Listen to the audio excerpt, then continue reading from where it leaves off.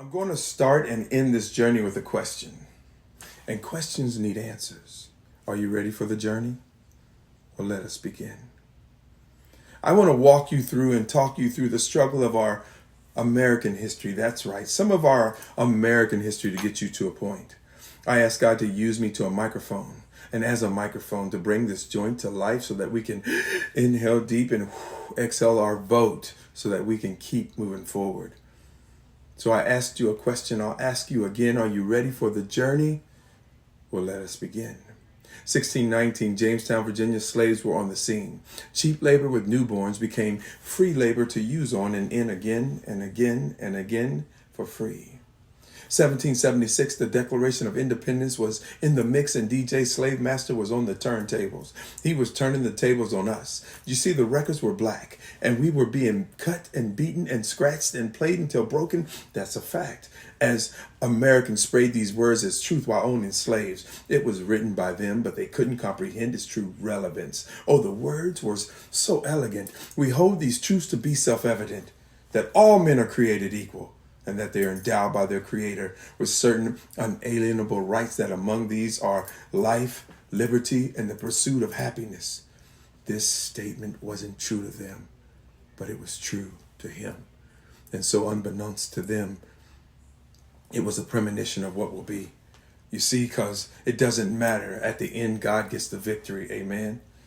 1863, the Emancipation Proclamation said that blacks were free, but the ink didn't dry before the lie became a gleam in the slave master's eye. And the whips and the shackles and the chains just changed their form because they still existed. But now a light was turned on, and all we needed was a spark. And the fire became a flame, and we sadly saw the truth of true justice and democracy. Justice truly meant just not us. No justice for us. Just interpretational flaws to the laws as we continue to fail, destined to fall. We were still 3/5 of a man, our worth on the toll. It was a tempting hole that awaited. It was a trap for our souls. And then we got smart and began to use our minds to find peaceful protests. Unrest we extol. Martin Luther King let freedom ring. The truth began to unroll. Malcolm X's wisdom shining bold. Muhammad Ali resolute. He told the world and showed, I'm going to show you how great I am and how great we are. Those men standing tall, refusing to be pawns, those were true stars.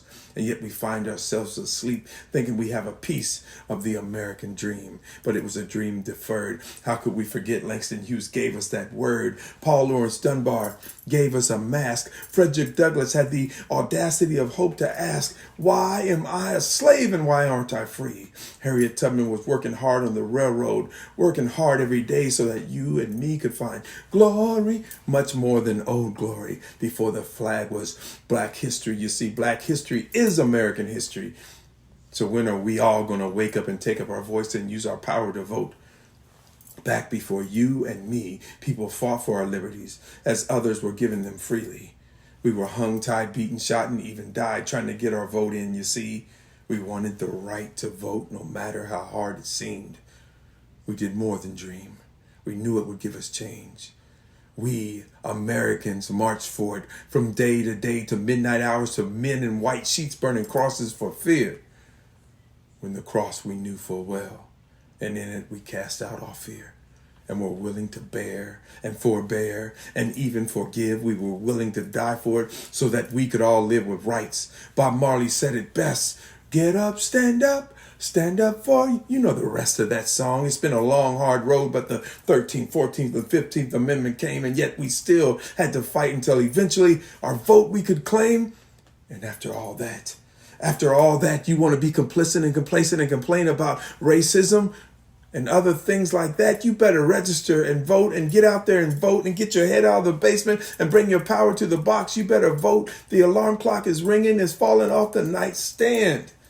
Every woman, every man, join this caravan and vote and tell your family and your friends it doesn't matter if you're black or white, brown, red, yellow, or even blue. Make a choice. It begins with you. No complaints without action. You want satisfaction? We need to start a chain reaction and vote and tell others to vote. 18 to 28, vote. Your matter, it matters. Don't be lost. It's your point. Like the joint, our forefathers paid the cost, and you must pay it too. Be the spark and the spark votes, I will. Will you? Will you?